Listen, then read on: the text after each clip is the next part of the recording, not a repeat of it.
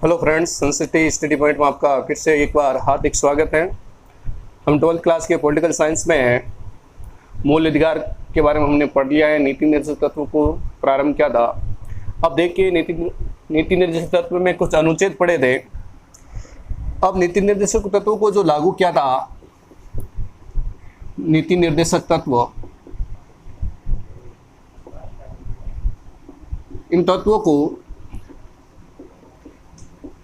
क्रियान्वयन के लिए कुछ उदाहरण दे रखे हैं। वो उदाहरण कौन कौन से हैं देखिए। जो नीति निर्देशक तत्वों को ध्यान में रखकर उन कानूनों को निर्माण किया गया था, सबसे पहला दे रखा है भूमि सुधार कानून। भूमि सुधार, इस कानून को 1951 में इसको सबसे पहले बनाया गया था। 1951 में इसके अंतर्गत भूमि सुधारों के अंतर्गत भूमि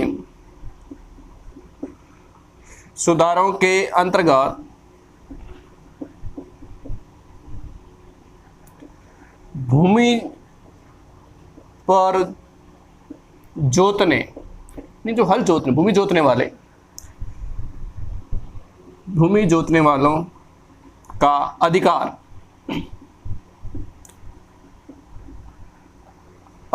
लागू करने,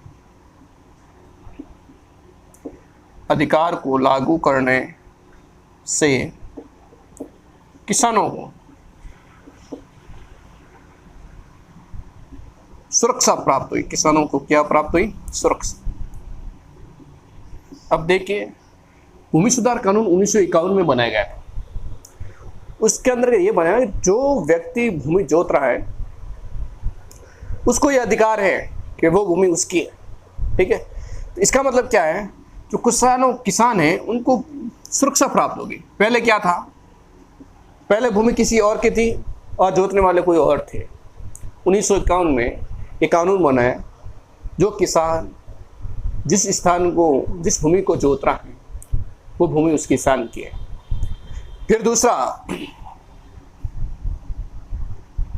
है पंचायती राज व स्थानीय स्वशासन। हमने इसके बारे में भारतीय संविधान के अनुच्छेद 40 के बारे में पढ़ा, जिसमें गांधी जी ने ग्राम स्वराज्य की स्थापना की। इन पंचायतों के गठन के बारे में हमने पहले से पढ़ा अनुच्छेद 40 के अंदर। वहां से इस कानून को बनाया गया। इस कानून को बनाने के लिए 2 अक्टूबर 1959 को पंचायती राज व्यवस्था को क्या कर दिया? लागू कर दिया। पंचायती राज व्यवस्था को लागू कर दिया 2 अक्टूबर 1960, यानी सबसे पहले प्रारंभ कर दिया 2 अक्टूबर 1960। पर इस संविधान के अंतर्गत संवैधानिक दर्जा प्राप्त नहीं था। सिर्फ इतना ही बनाया गया था कि राज्य ग्राम पंचायतों को गठन करेगा अनुच्छेद 40 के अंदर। इसका उद्घाटन 2 अक्टूबर 1959 को प्रधानमंत्री जवाहरलाल नेहरू ने कर दिया था।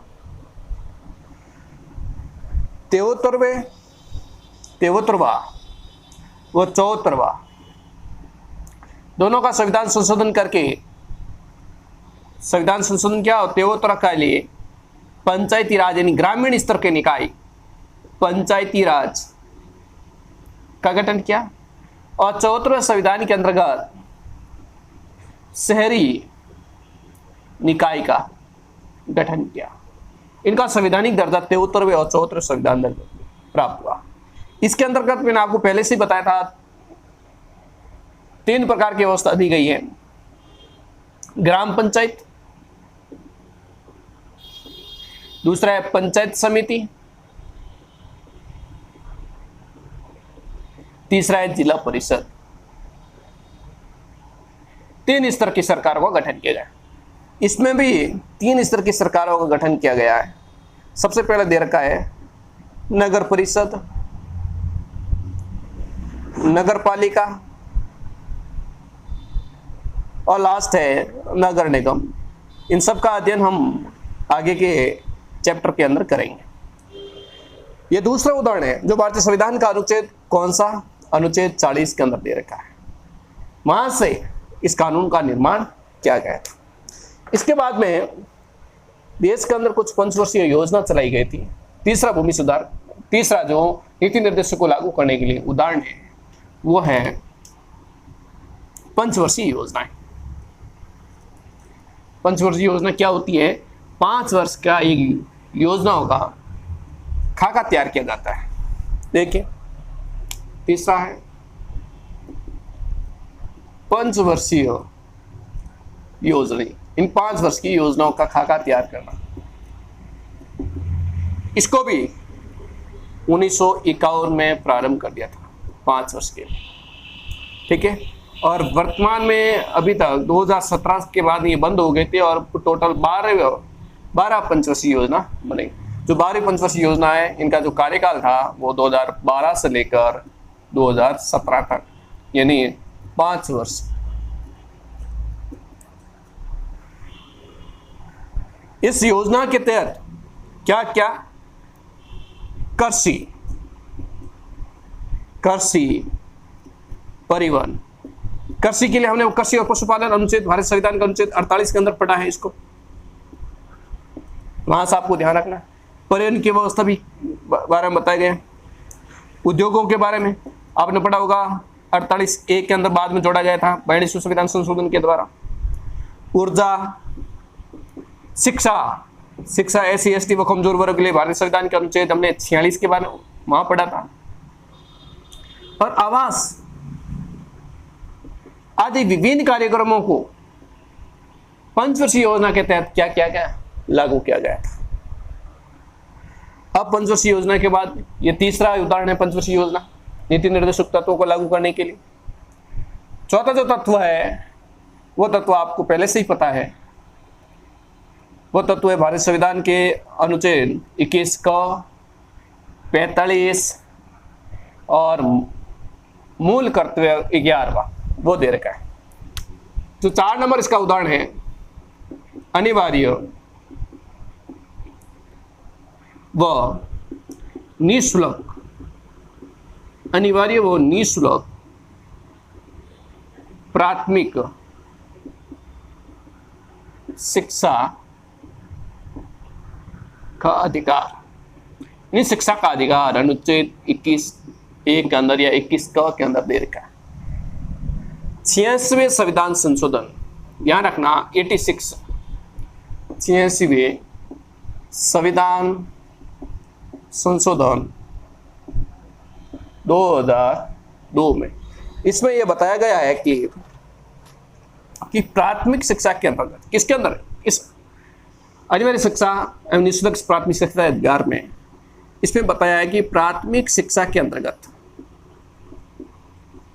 प्राथमिक शिक्षा के अंतर्गत 6 से लेकर 14 वर्ष के प्रत्येक बालक के लिए अनिवार्य व निःशुल्क, इन फ्री में अनिवार्य व निःशुल्क शिक्षा का प्रावधान किया गया। यह भी नीति निर्देश तत्वों का अनुच्छेद 45 में ध्यान रखना, वहां से इसको कानून बनाया गया। इस योजना के साथ, इस अधिकार के तहत इसके साथ साथ क्या किया? एक सर्व शिक्षा अभियान, सर्व शिक्षा अभियान। और आपको पता होगा मध्याह्न भोजन की जो शिक्षा है, मध्याह्न भोजन, mid day meal, mid day meal, ये सब कार्यक्रम इस उदाहरण के तहत अनिवार्य व निःशुल्क प्राथमिक शिक्षा के अधिकार के तहत प्रारंभ किया गया था। इसके साथ ही आपको ध्यान रखना, ये सब थे उदाहरण, जो 4 उदाहरण मैंने आपको बताया, भूमि सुधार का है, पंचायती राज है, निःशुल्क और प्राथमिक शिक्षा का अधिकार है, पंचवर्षीय योजना है, ये सब अधिकार दिए गए तो नीति निर्देशक तत्वों को लागू करने के लिए कुछ महत्वपूर्ण उदाहरण थे। अब देखें नीति निर्देशक तत्व और मूल अधिकार में अंतर क्या है, यानी दोनों के बीच में डिफरेंट क्या है? क्या दोनों एक दूसरे के पूरक हैं? किसको कहाँ पर प्राप्त है, किसके विरुद्ध प्राप्त है, इसके बारे में हम अध्ययन करेंगे। तो देखिए, नीति निर्देशक तत्व और मूल अधिकार में अंतर। हमने मूल अधिकार पहले भी पढ़ लिए हैं, तो आपको ध्यान रखना नीति निर्देशक तत्व और फिर आपको ध्यान रखना है मूल अधिकार।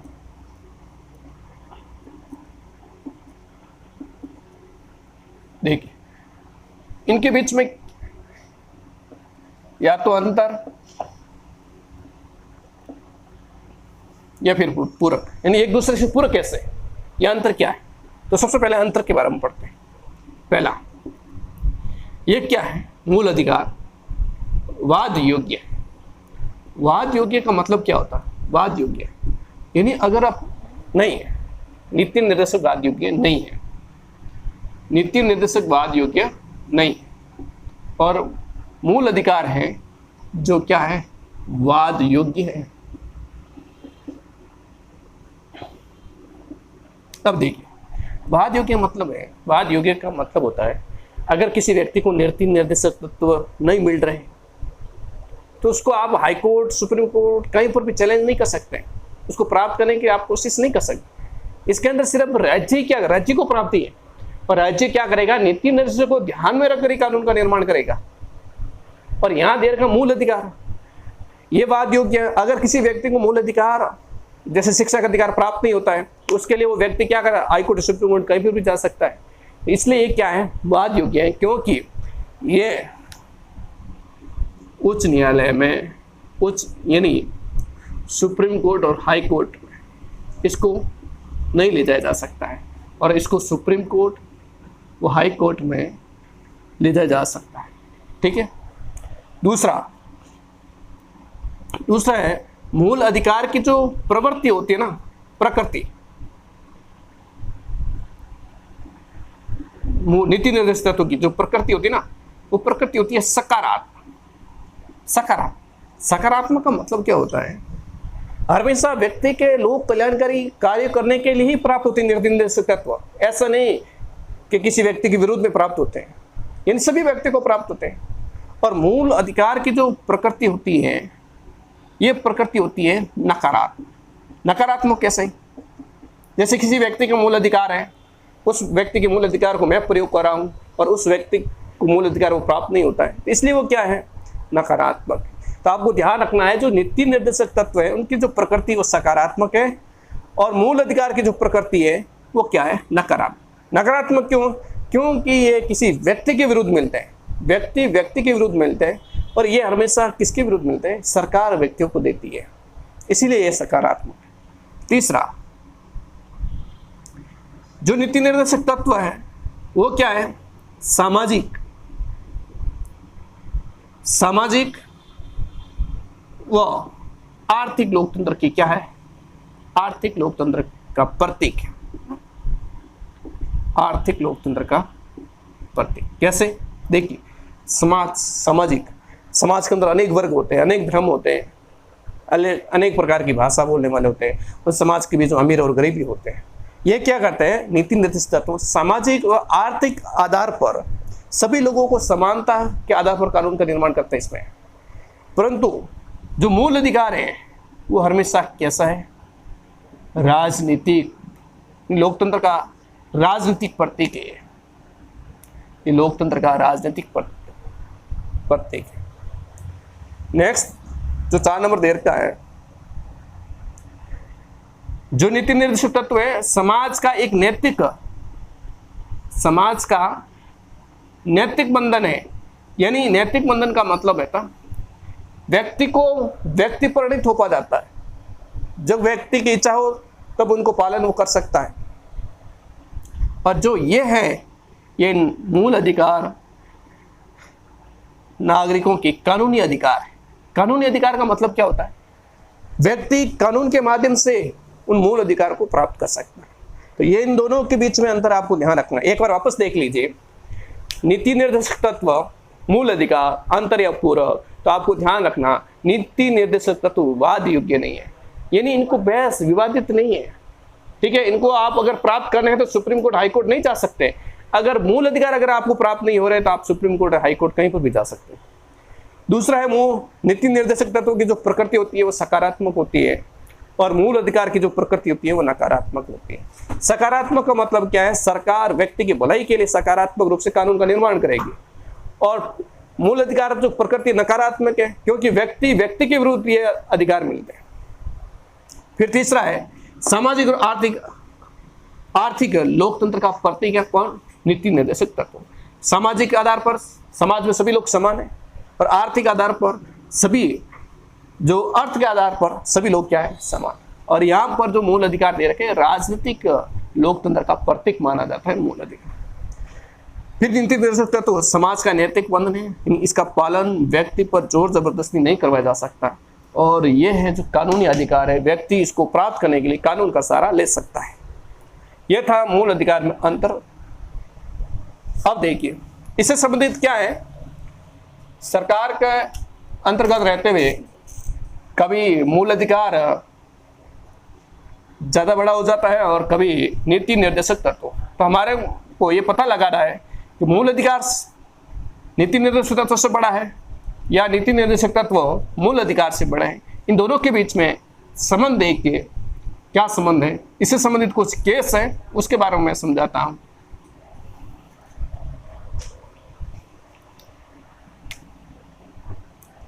मूल अधिकार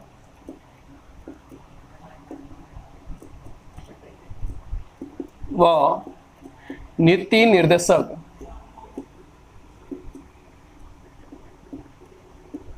तत्व के बीच संबंध। सबसे पहला इसके अंदर एक नंबर 1967 के अंदर 1967 के अंदर क्या हुआ था? गोलकनाथ बनाम या वर्सेज पंजाब राज्य इनके बीच में इस विवाद के बीच में क्या हुआ था? इस विवाद में सुप्रीम कोर्ट ने निर्णय क्या दिया? सुप्रीम कोर्ट ने इस विवाद में निर्णय दिया कि संसद यानी पार्लियामेंट, संसद मौलिक अधिकार में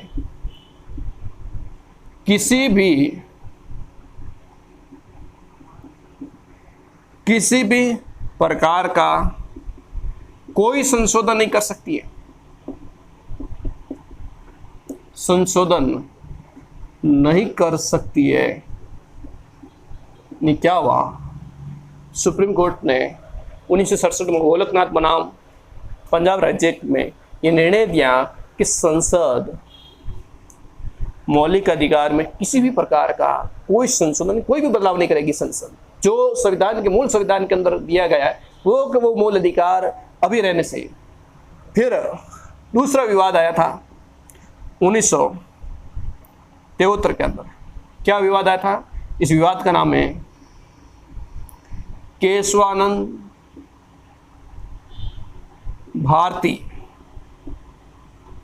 केशवानंद भारती वर्सेज या बनाम केरल राज्य।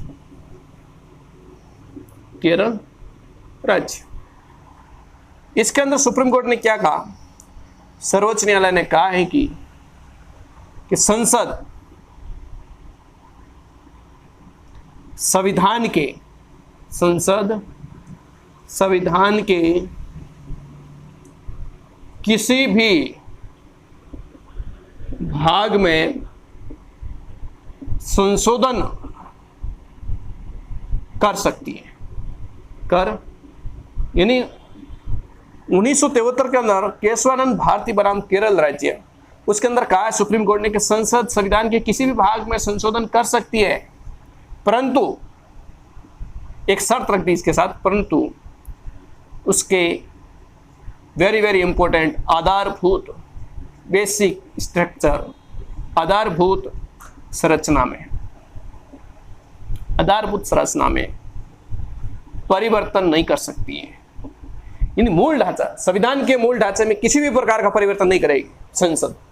संविधान के किसी भी भाग में संशोधन कर सकती है, जो उसका बेसिक जो मूल संविधान है, मूल आधारभूत ढांचा है संविधान का, उसके अंदर परिवर्तन नहीं करेगी। और मूल आधारभूत संरचना वो सुप्रीम कोर्ट ने नहीं बताई कि वो कौन सी है। इसके बाद में 42वें संविधान संशोधन 1976 के अंदर उसमें यह बताया कि नीति निर्देशक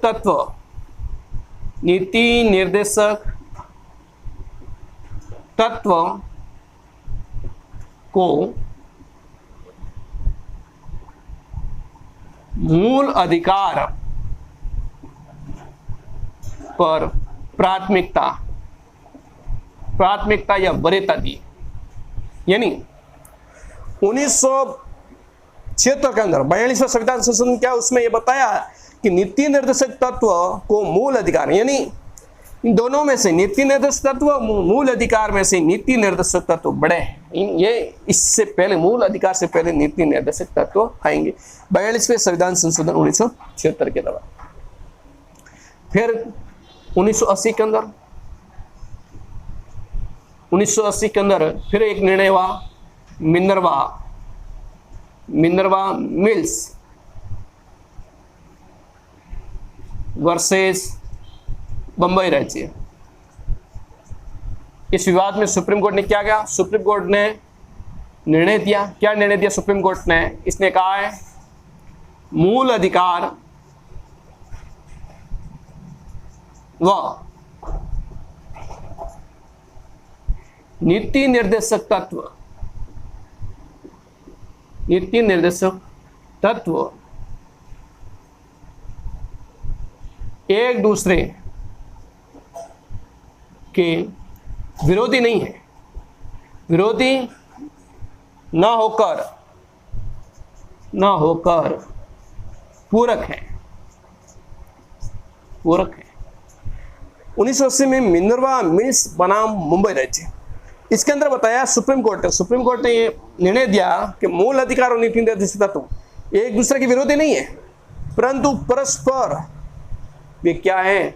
एक दूसरे के पूरक है। यह था संबंध मूल अधिकार और नीति निर्देशक तत्वों के बीच में। एक बार वापस देखिए 1967 के अंदर गोलकनाथ बनाम पंजाब राज्य, उसके अंदर सुप्रीम कोर्ट ने कहा है कि संसद मौलिक अधिकार को में किसी प्रकार का कोई संशोधन बदलाव नहीं कर सकती। फिर 1973 के अंदर उसने केशवानंद भारती बनाम केरल राज्य के अंदर उसने बताया कि संसद संविधान के किसी भी भाग में संशोधन कर सकती है, परंतु उसके आधारभूत संरचना में परिवर्तन नहीं कर सकती है। यह वेरी इंपॉर्टेंट है, आपको ध्यान रखना है। कंपटीशन के एग्जाम में भी यह पूछा जाता है। 42वें संविधान संशोधन में सुप्रीम कोर्ट ने फिर बताया कि नीति निर्देशक तत्वों को मूल अधिकार पर प्राथमिकता दी जाएगी, यानी नीति निर्देशक तत्व मूल अधिकार से बड़े हैं। फिर 1980 के अंदर मिनर्वा मिल्स बनाम मुंबई राज्य, इस विवाद के अंदर सुप्रीम कोर्ट ने कहा है मूल अधिकार और नीति निर्देशक तत्व एक दूसरे के विरोधी नहीं, कि मूल अधिकार और नीति निर्देशक तत्व एक दूसरे के विरोधी नहीं है, परंतु एक दूसरे के क्या है? पूरक है। यह था इन दोनों के बीच का संबंध। अब देखिए हमारे मौलिक अधिकार हो गए, मूल अधिकार हो गए, नीति निर्देशक तत्व हो गए। अब है मूल कर्तव्य। तो देखिए मूल कर्तव्य के बारे में अध्ययन करें।